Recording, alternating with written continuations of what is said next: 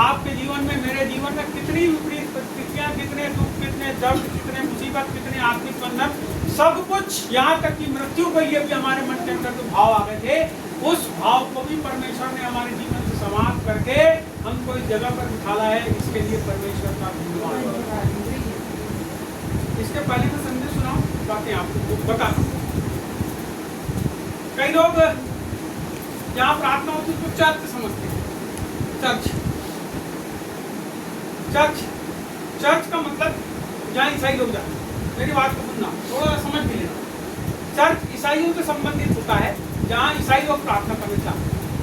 लेकिन उसको यदि हम विस्तार पूर्वक समझे तो चर्च का मतलब जहाँ परमेश्वर के बारे में चर्चा की जाए, परमेश्वर के बारे में चर्चा की जाए। दूसरा शब्द है गिरजाघर। गिरजाघर का मतलब होता है ऐसा घर जहाँ जाकर के कोई भी व्यक्ति परमेश्वर के सामने गिर जा, इसके सामने परमेश्वर, ऐसा घर, ऐसा स्थान जहाँ पे जाके आदमी गिर जाए। तो वो एक ही स्थान है, एक ही परमेश्वर का स्थान है जहाँ आदमी उसके सामने मुंह पे बल दंडवत कर सकता है, अपने आप को समर्पित करे। तीसरी चीज, अब मुख्य शब्द के ऊपर आ रहा हूँ, और यही हम लोगों के लिए बाइबल में इस्तेमाल में लाया गया है, और उस शब्द का नाम है इक्लीसिया। इक्लीसिया का मतलब होता है बुलाए हुए लोगों का समूह। हम इस जगह को चर्च ना बोले, हम इस जगह को बोले कलीसिया, है ना। कलीसिया का मतलब होता है परमेश्वर ने जिन लोगों को चुना है, बुलाया है, उन लोगों का समूह, झुंड। और ये झुंड जो है परमेश्वर की देह कहलाता है, परमेश्वर की देह कहलाता है, यीशु की देह कहलाता है। और बाइबल में लिखा है कि तुम्हारा सिर जो है वो यीशु मसीह है ना। हमारा सिर कौन? पहली बात। दूसरी बात मैं आप सबको बोलूंगा, उसको आज आपको समझना पड़ेगा। और बहुत सरल और छोटी सी बात।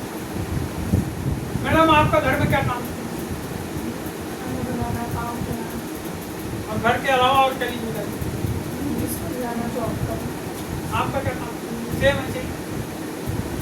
आपका क्या काम? बच्चे हो ना आप लोग, बताओ क्या है? प्रेम बताओ क्या है तुम्हारी जिम्मेदारी? क्या काम? पढ़ाई करना बताओ ना। बोलो, आप बताओ बात आपको क्या? मेरा घर का काम है, भैया का तो ऐसे ही है ना लगभग सबका। ये हो गई आपकी पर्सनल, आपके घर की बात। अब आप आ गए प्रभु। अब मैंने एक शब्द बोला कि परमेश्वर ने हमको क्या किया है? बुलाया है, सुना है। क्यों बुलाया? क्यों बुलाया? प्रभु ने आपको बताओ क्यों बुलाया? अपने कामों को करने। कौन सा काम करने? ईश्वर के काम। कौन सा काम? समाचार प्रचार करना। आप अपनी बात करो, अपनी। ये बोलो मेरे को काहे के लिए बुलाया? क्यों बुलाया भैया आपको? पता क्यों प्रभु के पास आए हो?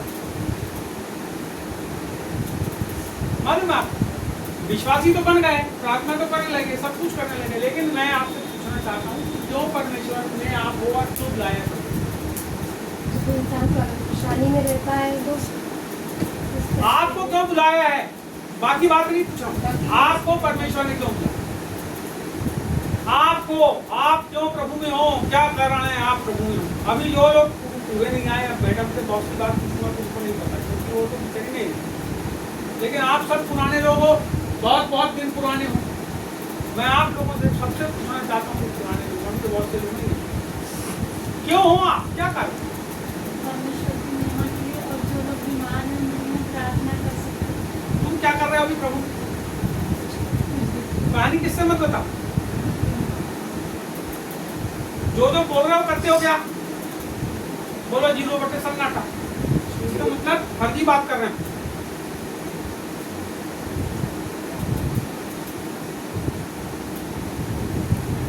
प्रभु तेरा काम करना है। क्या काम करना है?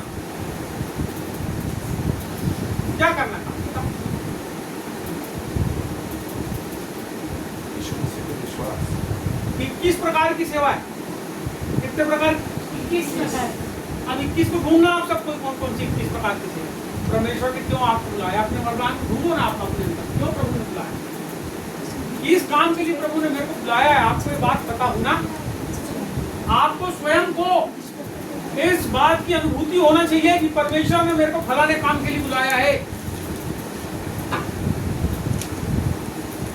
बहुत सारे लोगों का पूरा जिंदगी केवल बात करते करते बीत जाना चाहिए। बात बोलो, बात बाइबल में लिखा है, बोलने में धीमे, बोलो बोलने और सुनने में। तो सुनता कौन है और बोलता कौन है? दोनों बात को आप समझो। सुनता कौन है? जिसको कोई काम करने के लिए बोला जाए तो सुनता है और करता है। सुनने वाला कौन है? जो करता है। और बोलने वाला कौन है? जो किसी की नहीं सुनना चाहता। बोलने वाला कौन है? जो किसी की। जब आप किसी की नहीं सुनना चाहते तो इतनी जोर जोर से बोलते हो कि सामने वाला जो अपनी कुछ बात को ही बताना चाह रहा है, सच्ची बात को बोलना चाह रहा है, तो आप उसकी आवाज को बोल के ऐसे ही ना बेटा। बोलने वाला और सुनने वाले में बहुत बड़ा फर्क है। पर मैं आपको सब लोगों को एक बात बोलना चाहता हूँ कि आप सब कोई परमेश्वर की वाणी को सुनने वाले, अपने आप को गंभीरता में लेकर परमेश्वर की आवाज को, उसकी बातों को क्या हमारे जीवन में चाहता है। मैं आपको बताना चाहता हूँ, परमेश्वर हमारे जीवन के अंदर बहुत कुछ चाहता है, बहुत कुछ करना चाहता है, लेकिन वो इसके पहले कि हमारे जीवन से कुछ काम को कराए, वो चाहता है, जैसे एक सैनिक होता है, एक आदमी सेना में भर्ती होने जाता है, तो उसको जो दौड़ होती है ना, दौड़ता है, एक ही चीज करना पड़ता है उसको, इसके पहले कि वो सेना में भर्ती हो, एक ही चीज करना पड़ता है उसको, और वो चीज है धड़ा उसको दौड़ना पड़ता है। इतनी जमजम के दौड़ना पड़ता है कि वो लोगों को हरा ले, दौड़ ले। हो सकता है 200 लोग दौड़े और उस मिनट के अंतराल में उतने ही लोग जो है उस लाइन को पार कर पाए। जितने पार हो गए वो क्या हुआ, सेना में भर्ती होने के लिए चलो अब लाइन लग जाओ। फिर हाइट होगी, हेल्थ होगी, फलाना हुआ, ढिमका हुआ, लेकिन दौड़ जाए सबसे ज्यादा। फिर हाइट के ऊपर बात आती है, बुढ़े लोग रहते हैं, उनको बोलते जाओ, वो लाइन में जो आते हैं वो लाइन से टच होकर निकलना चाहिए। फिर वो सेकंड पोजीशन। जब उनकी ट्रेनिंग चालू होती है, मैं आपको बताना चाहता हूँ, तो ट्रेनिंग चालू होती है, उसमें क्या होता है ट्रेनिंग? आपको पता है हर प्रकार की एक्सरसाइज उनसे कराएंगे, परेड कराएंगे, बंदूक चलाना सिखाएंगे। और जब वो पूरा तैयार हो जाते हैं तब क्या करते हैं, उनको उठाते हैं लड़ाई के लिए। और जब वो लड़ाई के लिए जाते हैं, मैं आपको बताना चाहता हूँ, लड़ाई के पहले कि वो भेजे जाएं, उसके पहले तक भले ही कोई लड़ाई नहीं हो रही उस देश में, लेकिन उनकी ट्रेनिंग चालू है। कोई ट्रेनिंग करते हो आप प्रभु, कोई अभ्यास कर रहे हो आप, और आप क्या करोगे? सेवा करोगे, हमारे लिए प्रार्थना। क्यों जी? बाइबल मालूम है प्रचार करने के सुसमाचार की मूलभूत बातें बताओ। क्या बताने लोगों को पता ही नहीं, अनुभव ही नहीं। सेवा करेंगे, काय की सेवा करो? मेरी बात को जो मैं बोल रहा हूँ, इस बात को आप समझो और अपने उद्देश्य को, परमेश्वर में होने के उद्देश्य को, इस धरती के ऊपर होने के उद्देश्य को जानो। मैं आपसे बताना चाहता हूँ, पूरे संसार के अंदर यहाँ पे जानवर और कीट और पतंगे और पक्षी तक के जो हैं खाते हैं और जिंदा रहते हैं और मर जाते हैं। सुनिए, मैं आपको बताना चाहता हूँ, सबकी जिंदगी के अंदर एक ही चीज है, लेकिन उद्देश्य आपके जीवन का क्या है? क्या है हमारे जीवन का उद्देश्य? बगैर उद्देश्य के, एक होता है संसार के अंदर उद्देश्य कि मैं ऐसा करूंगा, ऐसी फर्म बनाऊंगा, ऐसी कंपनी बनाऊंगा, ऐसी दुकान खोलूंगा। ये संसार का उद्देश्य हो गया, यहीं पे खत्म हो जाएगा और मर जाएगा, पूरा पैसा भी यहीं नाश हो जाएगा। लेकिन परमेश्वर में जो आप हो, आपके जीवन का उद्देश्य क्या है, आपको जब तक ये बात समझ नहीं आएगी तब तक आप उसको कर नहीं पाओगे, और जब कर नहीं पाओगे तो आप ये नहीं बोल सकते मैं परमेश्वर की सेवा।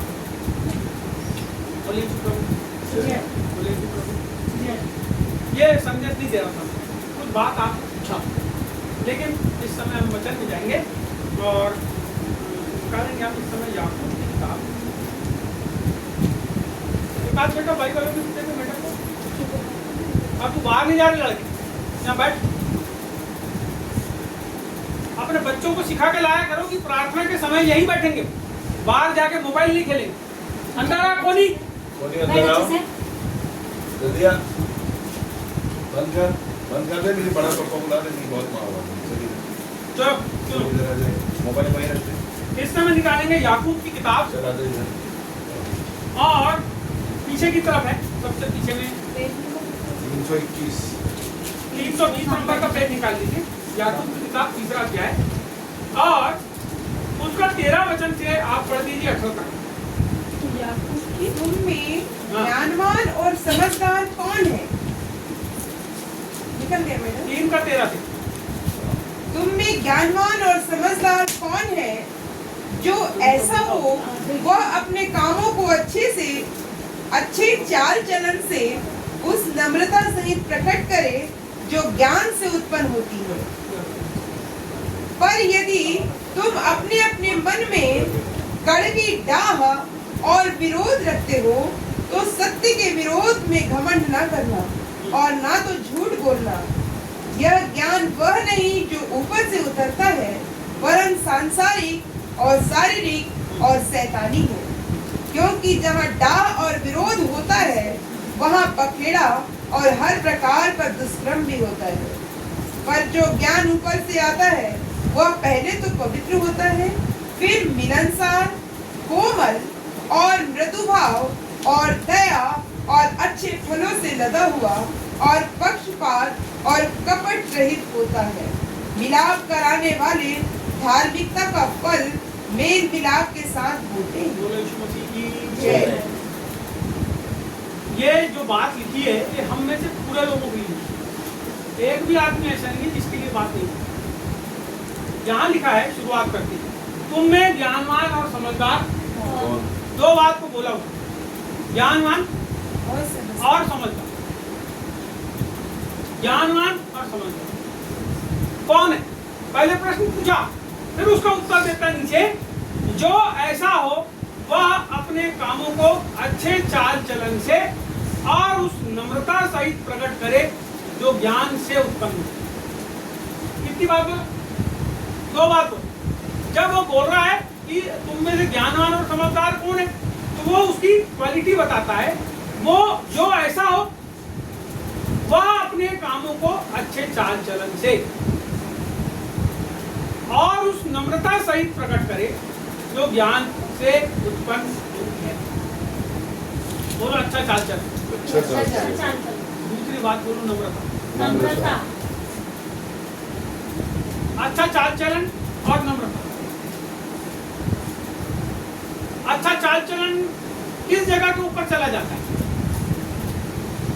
घर में शुरुआत तो वहीं से होगी, बाहर से होगी।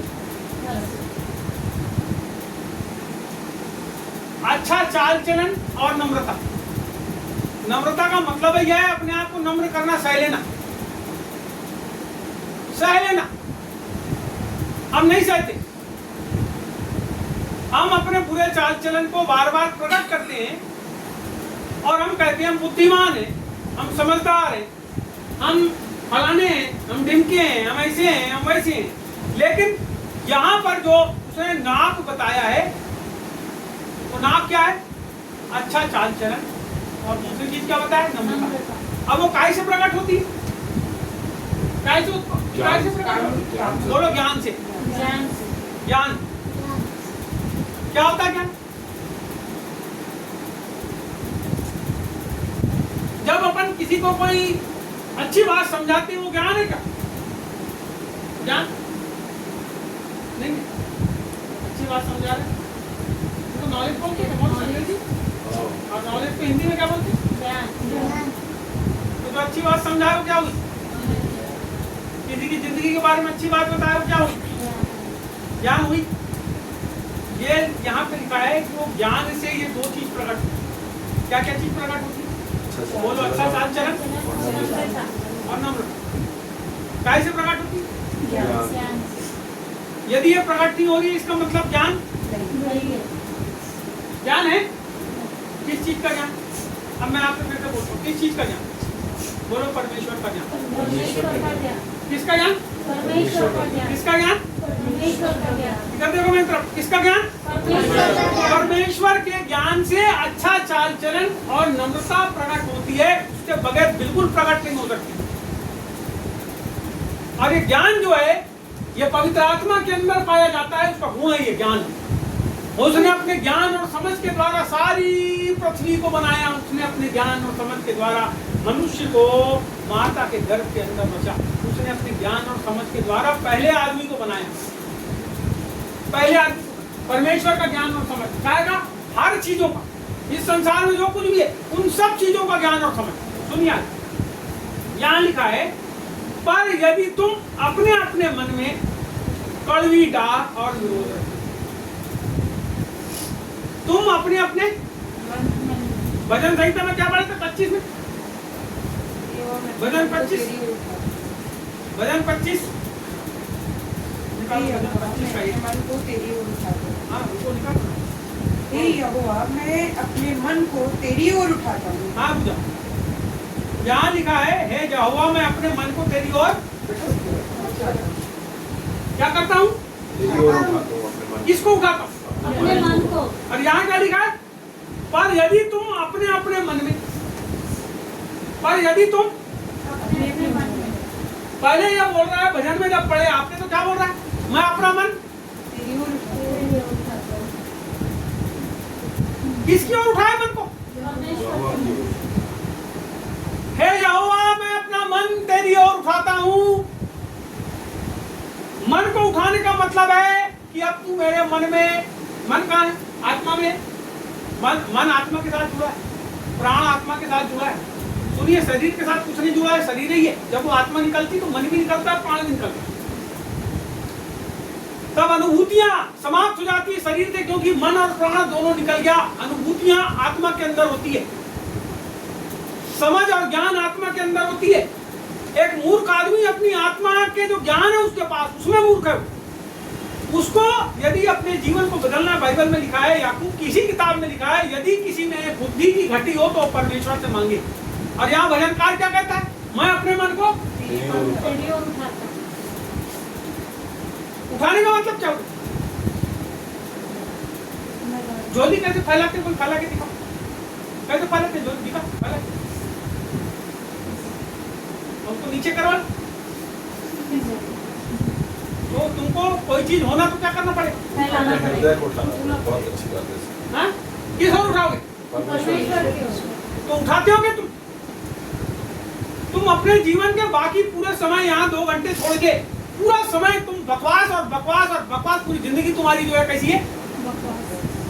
आप विचार करो कि आपका समय परमेश्वर के साथ बीतता है कि नहीं। यदि आप परमेश्वर में बढ़ना चाहते हो, यदि आप उसकी उपस्थिति में, उसके प्रकाश में, उसके उजियाले में चलना चाहते हो, तो आपको उसके पास अपने जीवन को उठाना पड़ेगा। आपको उसकी उपस्थिति में जाना पड़ेगा। उसको अपने आसपास के लोगों को छोड़ना पड़ेगा। किस चीज में? ऐसा नहीं बोल रहा हूँ पूरा त्याग दो, घर से निकल जाओ, साधु सन्यासी बनने नहीं बोल रहा। साधु सन्यासी बन के भी लोग कैसी है अभी? चिंता में और निराशा में और हताशा में और परेशानी में अपनी जिंदगी को जी रहे हैं। जबरदस्ती दुख भोग रहे हैं, सुख का जीवन छोड़ के दुख में अपनी जिंदगी को भोग रहे हैं। वो अनुचित है। परमेश्वर ऐसा कुछ नहीं चाहता।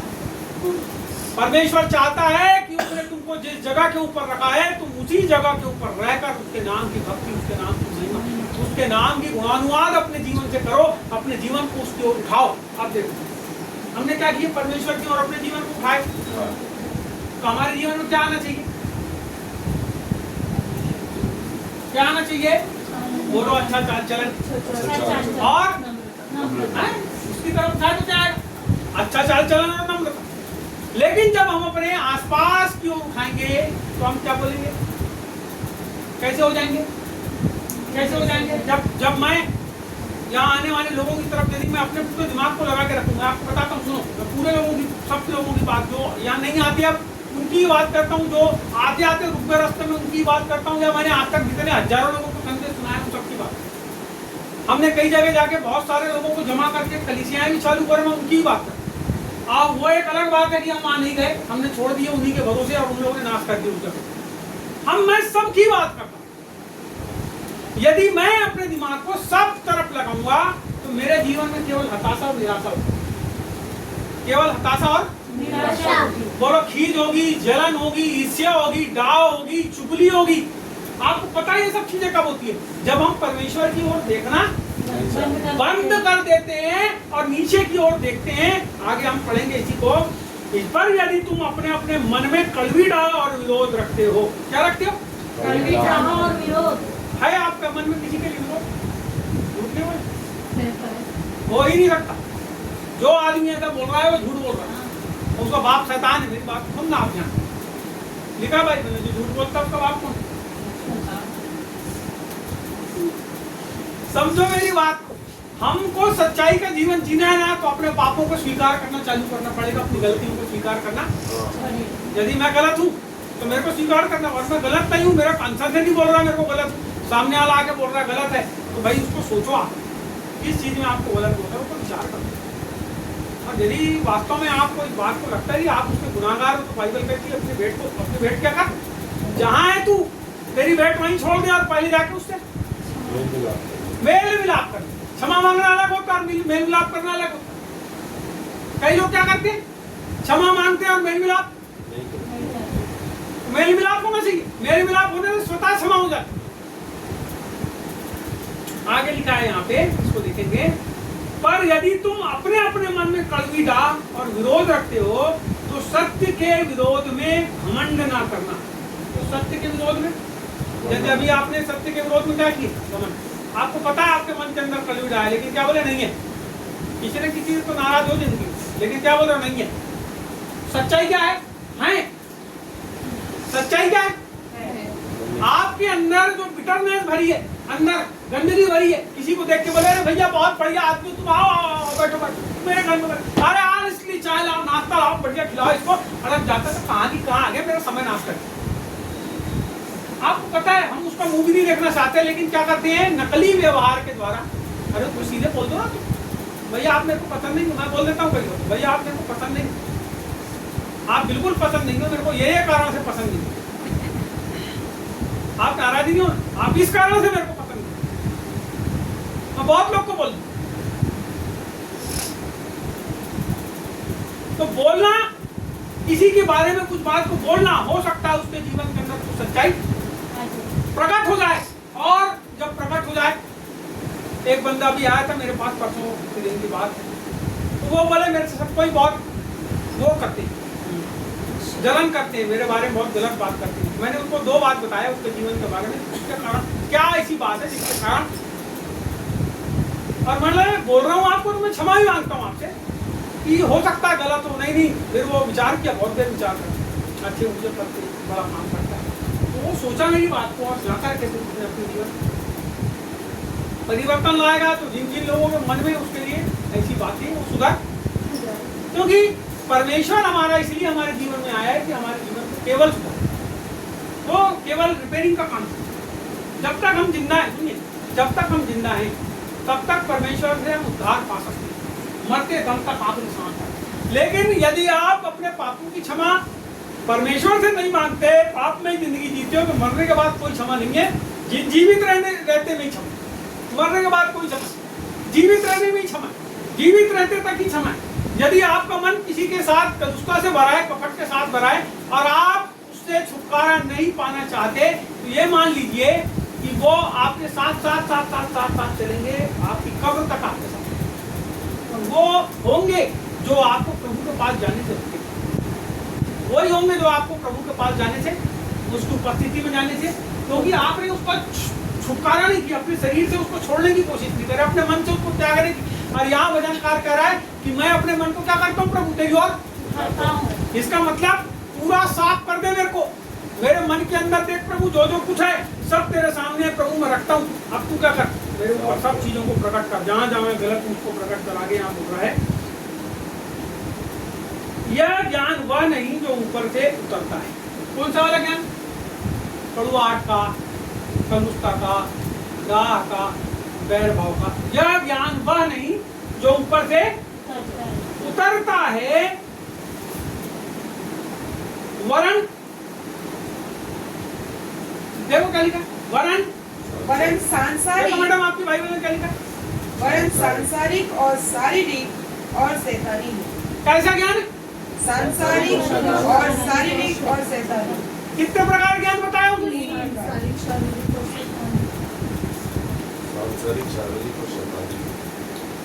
देह, प्राण और आत्मा। मेरे साथ देखिए, मेरी तरफ देखिए, देह, देह, प्राण प्राण और आत्मा। आत्मा। अब जो वहां लिखा है उसको पढ़ो पढ़ो। सांसारिक, सांसारिक और शैतानी। सांसारिक, शारीरिक और शैतानी। मन यानी शरीर, प्राण और आत्मा। आपको पता है शैतान कैसे काम करता है? आप कैसे शारीरिक होते हो, आप कैसे सांसारिक होते हो और आप कैसे शैतानिक कार्यों में घुसते हो। आपको समझना पड़ेगा, मेरे को भी समझना पड़ेगा। ये जो ज्ञान है ये 3 प्रकार के बता दिया। संसार का ज्ञान बता दिया, शरीर का ज्ञान बता दिया और शैतान का ज्ञान।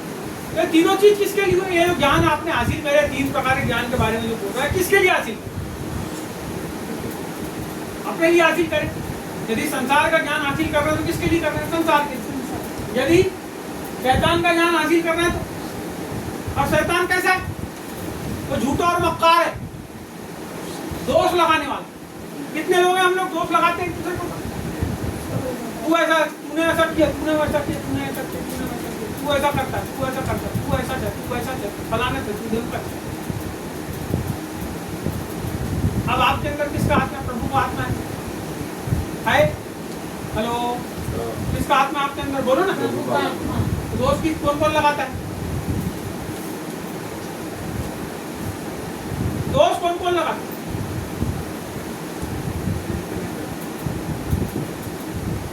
सांसारिक आदमी दोष लगाता है, शारीरिक आदमी दोष लगाता है और शैतान और ज्यादा लगाता है। जब आप जरूरत से ज्यादा दोष लगाने लगो तो समझ जाओ कि हमारे पास अभी प्रभु का ज्ञान नहीं। जब आप जरूरत से ज्यादा झूठ बोलने लगो किसी बात को छुपाने के लिए, आप समझ जाओ आप प्रभु की ओर से नियुक्त। जब आप किसी बात को अपने हृदय में बहुत क्षण के बाद भी दबा दबा के रखो, इसका मतलब अभी आपके अंदर छुटकारा प्रभु की ओर से अभी आने की जरूरत है।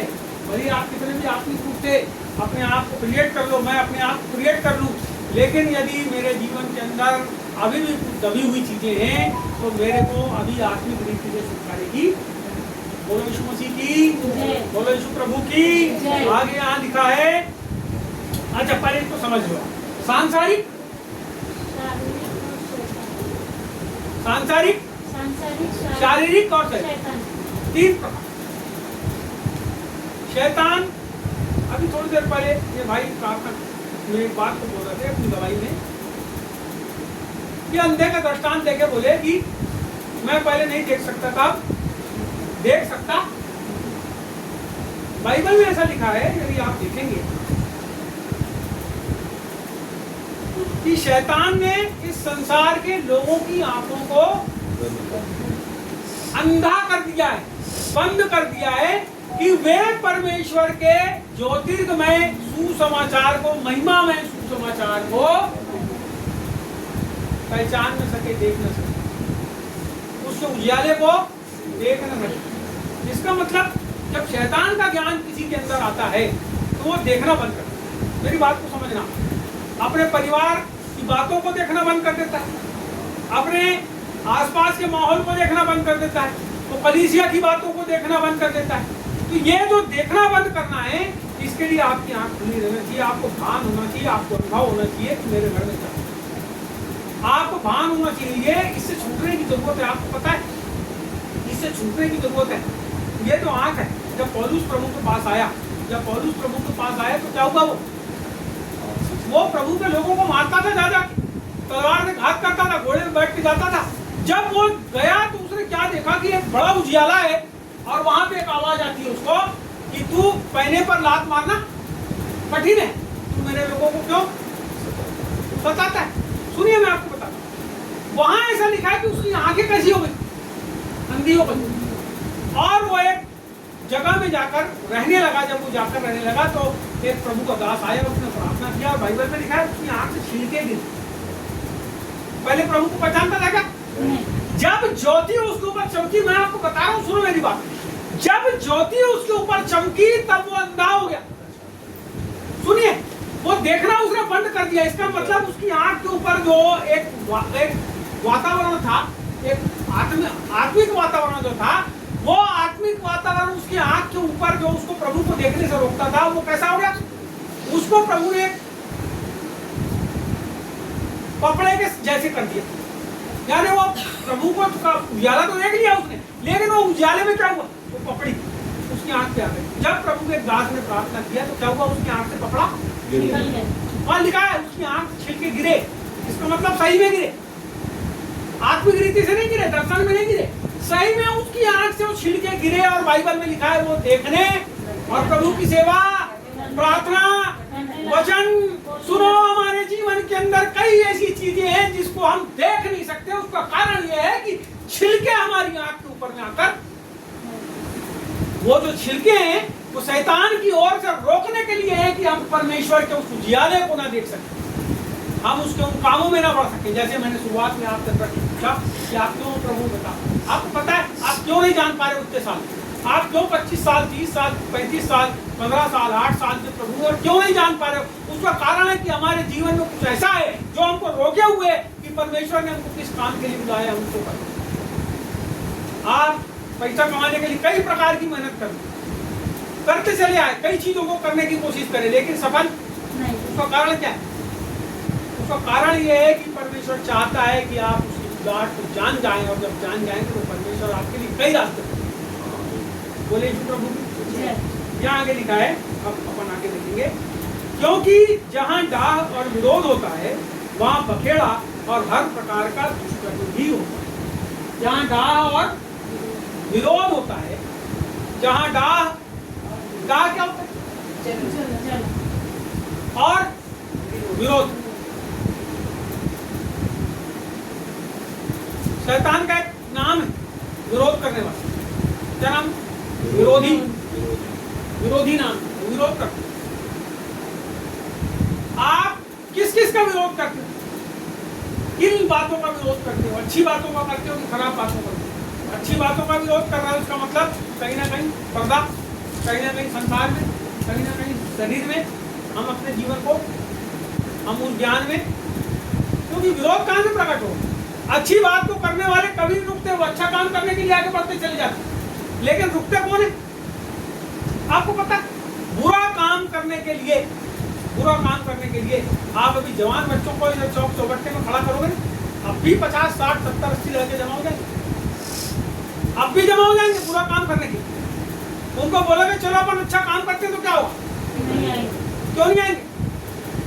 कोई रोकता है उनको अच्छा काम करने से। वही शारीरिक है, वही सांसारिक है जो उनको रोकता है। रोकता है कोई उनको, उस रोकने वाला जो शक्ति है उसका वो है शैतान। रोकने वाली शक्ति उनकी मन की आंखों को अंधा करके रखा। उस आंखों का खुलना बहुत जरूरी है हमारे जीवन के अंदर। आगे यहाँ पे हम देखेंगे, लिखा है जो ज्ञान ऊपर से आता है वह पहले तो पवित्र। बोलो पवित्र। पवित्र क्या है? पवित्रता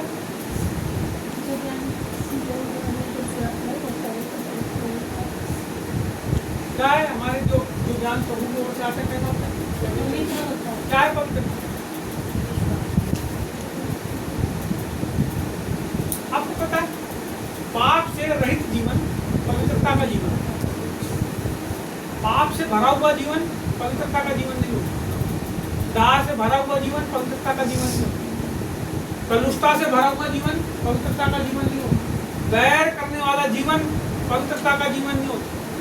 व्यभिचार का जीवन पवित्रता का जीवन नहीं होता।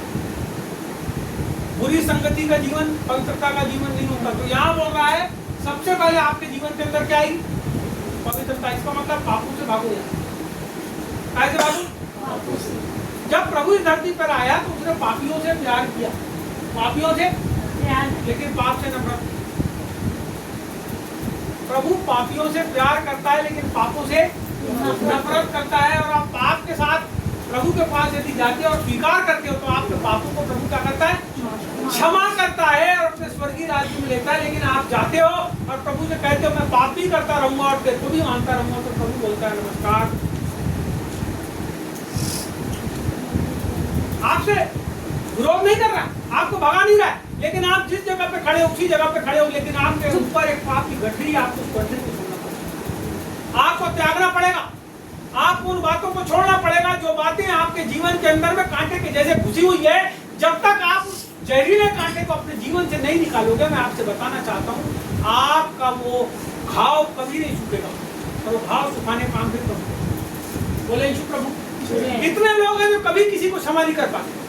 उसका कारण यह है कि एक कांटा वहां घुसा हुआ है, आपको उसको निकाल करके भूल जाना पड़ेगा, और परमेश्वर उस जगह को बिल्कुल बिल्कुल पहले के समान कर देगा, निर्दोष।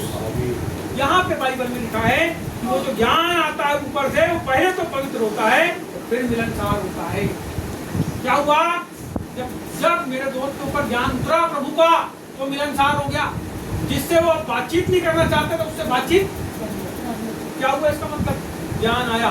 जब ज्ञान आता है तो क्या करता है? ज्ञान चक्षुओं को खोल देता है, आँख के छिलके गिर जाता है, मैं गलत, अपनी गलती एक्सेप्ट करने के लिए तैयार हो गया। ज्ञान चक्षु खुल गए, अपनी गलती मान लिए। हाँ प्रभु, मैं तेरे लोगों को मारता था, पौलुस ने कहा मैं तेरे लोगों को मारता था, क्षमा कर प्रभु, मैं गलत, अब मैं तेरे पीछे चलता, अब मेरा जीवन दे, अब मेरा जीवन दे। तो क्या किया? चलने लगा, प्रभु के पीछे चलने लगा, प्रभु का दास बन गया।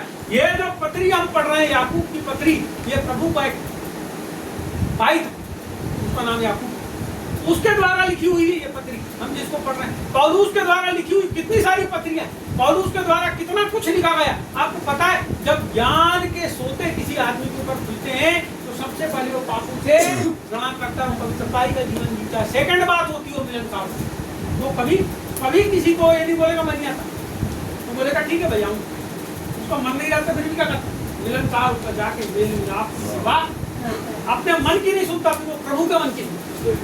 क्या बोल रहा है भजनकार में? अपने मन को तेरी और। अभी यहाँ पे क्या बोल रहा है? यहाँ भी वही बोल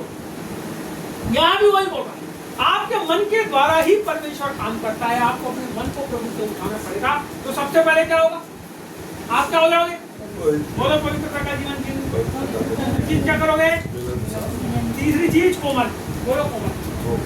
कठोर और कोमल में क्या अंतर है? नरियल को देखो, अंदर पे कैसा लगता है? नहीं रखता, बिल्कुल साफ कड़का ही रहता। निकाल लो आप, ला लो नरियल के डोलो, कड़का ही रहता। कई लोग नरियल का उदाहरण देते हैं, मैं नहीं देता आपको नरियल। वो आपको चाटना पड़ेगा, बहुत ताकत लगा के चाटते जबड़े दुख जाते हैं आप जब नरियल खाओ। कई लोग नरियल का उदाहरण देते हैं। कठोर होता है नरियल और सॉफ्ट होता है केला। बोलो केला। बाहर से भी सॉफ्ट और अंदर से भी। बाहर से आप दांत से चाप के खा लो, कई दिन तो दांत से चाप के खा लेते हैं, दांत से चापने की जरूरत नहीं पड़ती। हाँ, वो तो ऐसी से टक लेते हैं तो पूरा बच नहीं निकलता सीधे बाहर, जैसा कहता है वो समझ। तो हमको क्या बोल रहा है? कोमल। कोमल। तीसरी बात क्या होती है?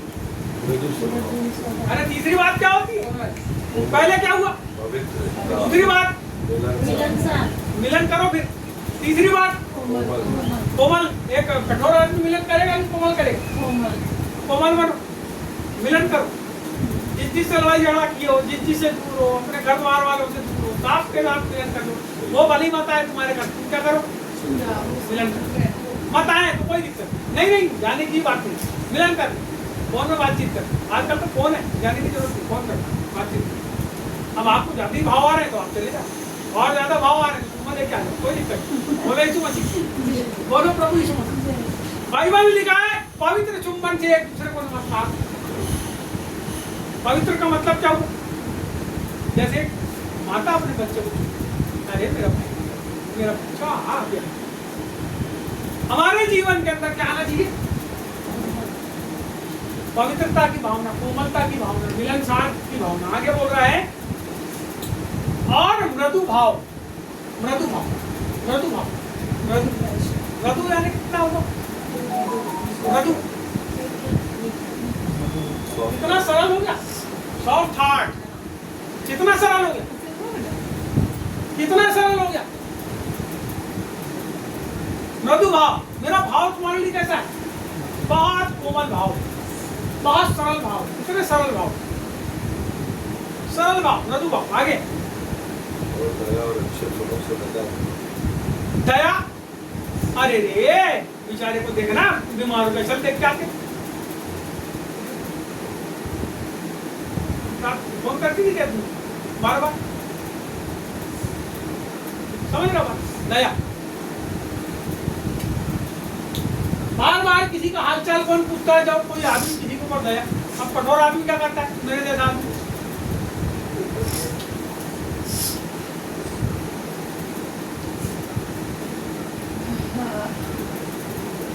समझ रहे बात? दया ऐसा नहीं है, आपके लिए प्रार्थना करता मैं बता रहा हूँ आपको बात, मैं आप सबको बता रहा हूँ, मैं खुद को भी अपने आप को बता रहा हूँ। प्रभु को क्या लिखा है?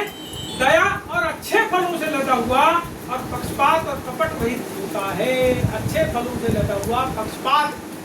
आप फिर ये नहीं बोलोगे कि तू गरीब आदमी तुम तो बाहर बैठ और तू अच्छा वाला है, इधर आ टेबल कुर्सी उठा के खाना खिलाता। कई हमारे बहुत से जान पहचान के लोग हैं, वो देखते हैं वीआईपी लोग आए, थोड़े बड़े बड़े लोग आए तो अच्छे कमरे में ले जाकर उनको खाना खिलाते हैं, और जो गरीब टाइप के लोग रहते हैं उनको बोलते हैं इधर ही बैठो बाहर से यहीं पर खाना। क्या हुआ? पक्षपात। आया समझ में आ रही बात? पक्षपात कर रहे हो? यदि पक्षपात करते हो तो आपके अंदर परमेश्वर का आत्मा, आप झूठे हो, क्योंकि बाइबल में लिखा है परमेश्वर किसी का पक्षपात करता ही नहीं। यदि आप पक्षपात कर रहे हैं तो काम वाली भाई है, अरे ये तो बहुत पैसे वाला है, अरे भैया ए काम वाली भाई नहीं बैठो नहीं बैठो नहीं बैठो, तुम्हारे लिए कलम अलग से रखे कप, वो कप में चाय पीना उसी में पानी पीना, आने की जरूरत नहीं अंदर। पक्षपात कर रहे हो तुम, प्रभु भी तुमको गेट के बाहर रखेगा, पहुंच ही नहीं सकते उसके पास। यही बता दे रहा है वो वचन, तुमको कैसा होना चाहिए उसकी आत्मा के अनुसार। बदलो अपने आप को, चेंज करो। तुम जब सेवकाई के लिए जाओगे तो गरीब से गरीब आदमी के घर जाना पड़ेगा, और पैसे वाले राष्ट्रपति के पास भी परमेश्वर तुमको लेके जाएगा। सुनो, जब तुम अपना जीवन प्रभु को देते हो, परमेश्वर तुम्हारे लिए रास्ते खोलता है, और जब रास्ते खोलता है तुमको ऐसा बनाता है, मेरे को ऐसा बनाता है, जब बनाता है तब हमको इस्तेमाल में लाता है। हम बनना नहीं चाहते, इसलिए प्रभु के लिए हमारे पास जवाब नहीं है कि हम परमेश्वर के लिए क्यों बुलाए गए हैं, क्योंकि अब हम शरीर में जीवन जी रहे हैं, हम संसार में जीवन जी रहे हैं, और शैतान के विचारों में जो हमारे मन के अंदर आ जा रहा है, शैतान का विचार, हम उसके अनुसार जीवन जी रहे हैं। हमको बदलने की जरूरत है। बहुत बड़ी एक आत्मिक युद्ध है जो आपको समझ नहीं आने वाला है, आपको उसको महसूस करना पड़ेगा उस आत्मिक युद्ध को। उससे आपको परमेश्वर के वचन के द्वारा लड़ाई करना पड़ेगा। और परमेश्वर, मैं निश्चय बताता हूँ, जितने लोगों ने परमेश्वर के वचन के द्वारा के साथ उस दुष्ट से लड़ाई लड़े, उन विचारों से लड़ाई लड़े, उन सबको परमेश्वर ने विधि, आप सबको परमेश्वर ने विधि होने बुलाया है, आप सबको परमेश्वर ने अपनी सेवा करने बुलाया है, आप सबको परमेश्वर ने स्वतंत्र होने बुलाया है, आप सबको परमेश्वर ने जैसा वो चाहता है उसका आत्मा आपको वैसा बनाने के लिए बुलाया है। अंतिम बात है और समाप्त करेंगे। आगे लिखा है, मिलाप कराने वाले धार्मिकता का फल मेल मिलाप के साथ। यहाँ लिखा है मिलाप कराने वाले, मिलाप कराने वाले धार्मिकता का फल मेल मिलाप के साथ। एक धार्मिकता का फल है, वो अच्छे चाल चलन का फल है, वो लोगों के लिए अच्छा सोचने का फल है, वो लोगों के लिए अच्छी प्रार्थना का फल है। और वो बिल्कुल नहीं चाहते ऐसे लोग जो मिलाप कराने वाले कि किसी का परिवार टूटे, किसी का घर टूटे, कोई पति पत्नी है, किसी के बाल बच्चे है, वो बार बार बोलेंगे जाना नहीं पति के पास चले जाए। क्या कारण है? परमेश्वर का आत्मा उनके भीतर है और वो तोड़ने वाला नहीं, जोड़ने। आप सब परमेश्वर के उसी आत्मा से परिपूर्ण हो। आज मेरी प्रार्थना, आप सब उसी पवित्रता के खोजी हो। बाइबल में ऐसा लिखा है, जिसके बगैर कोई व्यक्ति प्रभु को कदापि नहीं देखेगा। आप उस पवित्रता के खोजी हो जिसके बगैर कोई व्यक्ति परमेश्वर को कदापि नहीं देखेगा। इसलिए आइए अपने आप को परमेश्वर की शरण में